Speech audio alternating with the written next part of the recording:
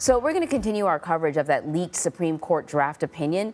In a statement yesterday, Chief Justice John Roberts called the leak a, quote, singular and egregious breach of trust. He stressed that the document does not represent the final position of any justice.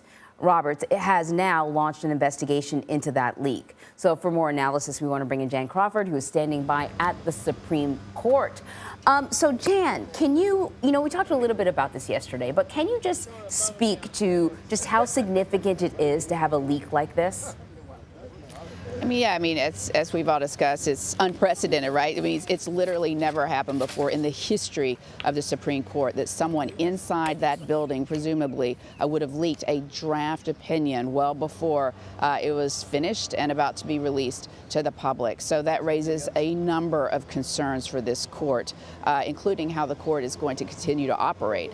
Roberts said in a statement yesterday that the leaker will not succeed in undermining the court's operations, which of course are, hinge on confidentiality. The justices have to be able to have these discussions back and forth, that they work through their decisions without fearing that somebody in their chambers is going to leak it to the media.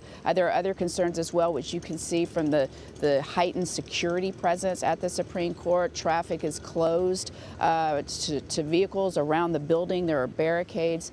We've seen hundreds, potentially thousands of protesters gathering here. It raises multiple concerns for the Supreme Court. And again, it's just all of this unprecedented. So the Chief Justice says that there's going to be an investigation to figure out who's responsible for this. When we talked yesterday, you pointed out that there's really just sort of several dozen people who would have had access to this. But then what? Could there be criminal charges, or I suppose the person would lose their job if they work there? Well, somebody certainly would lose their job.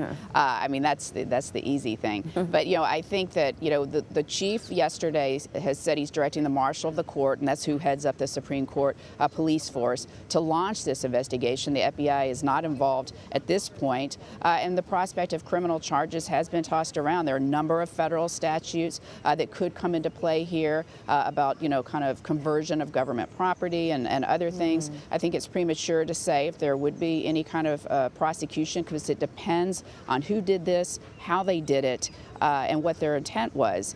And yes, as you said, there's upwards of probably about 50, maybe a little more people that would have had access to this decision. But the point is, those are all people who are very close to the chambers, the justices, their law clerks, their assistants. It's a pretty tightly knit group of people, and they all rely on things that are going to be confidential, that they can trust each other.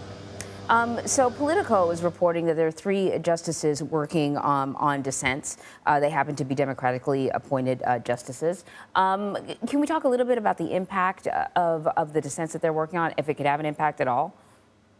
Well, sure. Dissents. Obviously, if this decision holds and it's 5-4, which is what Politico has reported it is right now, those dissents could have an important statement about how this is wrong and that future courts should fix it. So dissents can be a very powerful tool. They're not going to affect the law right now. If the court says Roe is overturned and that states are free to restrict abortion if they want to, then that's going to be the law of the land. But, the law can change. And so dissents can sometimes plant the seeds for what you might see in the future. And that's why justices take them very seriously. And sometimes even when the court was allowing the public to come in before the coronavirus, justices would actually read portions of their dissents from the bench to give them even more power to get people's attention. Interesting. Jan Crawford, thank you so much, Jan.